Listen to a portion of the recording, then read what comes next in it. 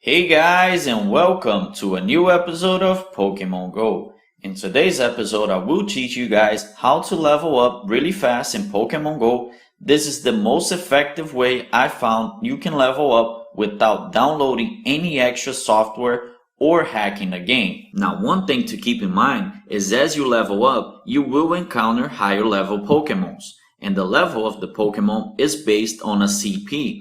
Now the lower CP Pokemon become useless very fast, so you need to level up really quickly before you can even start getting attached to any Pokemon. Now if you don't know, CP stands for Combat Points. Combat Points, it's actually an average between the attack and the defense of your Pokemon. The CP of the Pokemon cannot be increased or trained, so only your trainer level will be increased in this tutorial. But as I've mentioned, as you level up, you will find a lot stronger Pokemon and you will be able to evolve in the game. Now my first advice here is forget about gyms all the way up to level 5. Gyms will yield you very little experience points for all the effort you have to put into it. Also guys, gyms are a lot harder to find and you have to go a lot further to get to one. So avoid gyms all the way up to level 5 and I will teach you guys why. Okay, so you've just started the game, you are at level 1. You will need to get around for this game, so you're actually gonna have to get out of your house. Now guys, the faster way you get around, the faster you will evolve in the game. Now, let's say you don't have any method of transportation, you're gonna have to walk. But if you can actually get a bike or a skateboard, it will make your journey a lot faster. Now let's start. Catching Pokemon will actually earn you 100 experience points. And you will start finding many weak Pokemons, as I've explained the CP. So guys, don't worry about this, and every new Pokemon you do find will yield you 500 experience points. Just so you guys have a little comparison, you will need to train at a friendly gym for 10 battles in order to earn the same 500 experience points you get for catching a new Pokemon. Now while you're going around and catching new Pokemons, you also have a chance of earning nice throws and great throws. The nice throw will yield you 10 extra experience points and a great throw will actually earn you 50 experience points. So the great advice here, just walk around as fast as you can, catch as many Pokemons as you can, because in between those Pokemons you will find Pokestops. Now a Pokestop is very easy, you just have to click on it and you earn free items. Every Pokestop you do find will earn you 50 experience points. Now they each have a 5-minute cooldown. So if a Pokestop is purple, you cannot earn any experience or items from it. But 5 minutes after, they will turn blue and you can hack them again. At those Pokestops, you might find items or eggs. Pokemon eggs, after they hatch, you need to walk 1 kilometer. After the 1 kilometer, you will earn 200 experience points for each egg that hatches. Now guys, if the hatched egg is a new Pokemon, you will also earn the new Pokemon experience of 500. So actually having an egg might earn you 700 experience points. While catching a lot of Pokemons, you might find Pokemon that have very little evolution shards.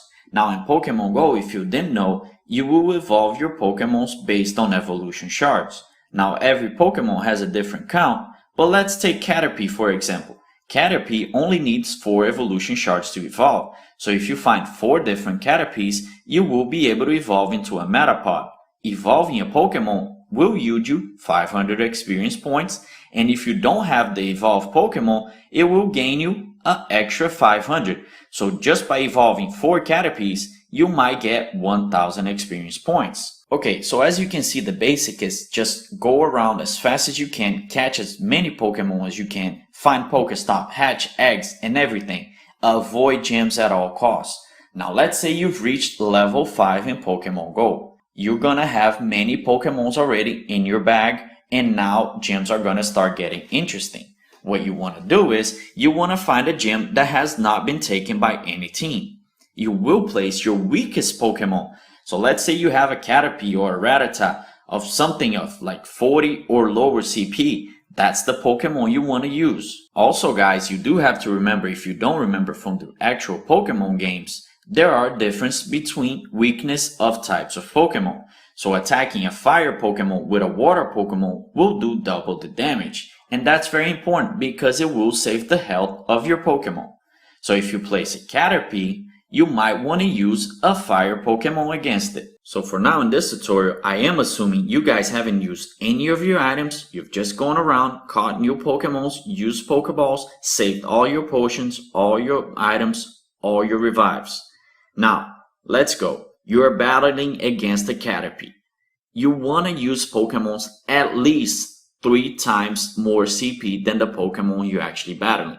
So if you're battling a 40 CP Pokemon, you will need to use 120 CP or higher. This is actually so you can actually gain experience that is worth it for gems. So I'm not saying you can't be a 40 CP Pokemon with a 41 CP Pokemon. I'm just saying it's not going to be worth it. So let's say you're using 120 CP against a 40 CP. What you're going to do here, guys, you're actually going to be able to beat that Caterpie 4, 5, or maybe 6 times just using that same Pokemon. If you didn't know, for you to deploy a Pokemon at a gym, it needs to be full health. But for you to battle against that Pokemon, you do not need to use a Pokemon at full health.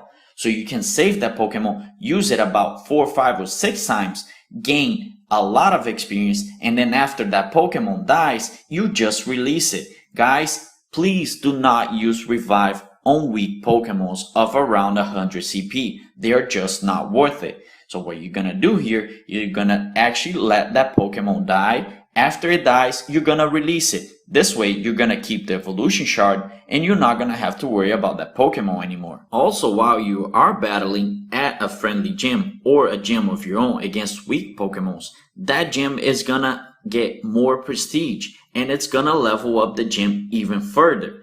This way, a lot of your friends can also place their Pokemons at that gym and have a strong gym to hold against enemies. So as your prestige go up, it's gonna make it even harder for people to take over your gym. Now guys, for now, there's no actual good thing about having a gym other than the bragging rights, but you will be able to have a higher prestige gym. This way you'll be able to have more Pokemons defending it. Don't worry if the first Pokemon is weak, as long as the last Pokemon after you've done all your training is a strong one, you'll keep the gym pretty safe. One last thing about training at gyms, you may only choose one Pokemon to battle. So guys, if you're going against enemy gyms now, you may choose up to 6 Pokemons for the battle. Now yes, battling at enemy gyms earn you twice the experience. So if you actually defeat the enemy gym, you earn 100 experience points for each Pokemon you do defeat. Now many people are thinking, well, I'm just gonna partner with a friend, I'm gonna tell him to place the weakest Pokemon he has, and I'm just gonna beat that gym, I'm gonna earn twice as much experience. But you do have to remember, guys, if you do beat a level 1 gym twice, it will turn gray again. So you will need that player to put another Pokemon in, and then you have to beat it again. It's kind of a cheating thing, and it's not really worth it that much. You will only earn about 200 experience points for like every 20 minutes. And if you just go around every 5 minutes catching Pokemon, you can be earning 500 experience points. So the great advice is here for leveling up really fast. Do not go near any gym until you're actually level 5. After you reach level 5, place a very weak Pokemon, train against them with your 100, 200 CP Pokemons, let it die. After it dies, you just release the Pokemon. Don't bother reviving it, because as you level up, you will find a lot stronger Pokemon all around, much easier. And if you're wondering about the beta, guys, the USA beta should be coming on Monday, the 30th of May. So guys, stick around. Make sure you do not have any plans for Monday, May 30th. Because this is actually the date you want to get a head start for Pokemon Go. If you do actually get higher level than all the people around you, the game is going to be a lot easier because you'll be able to beat any gym around you. You'll find a lot stronger Pokemon than anyone around you. So getting a head start might be a very important thing. So for now, I thank you all and train on.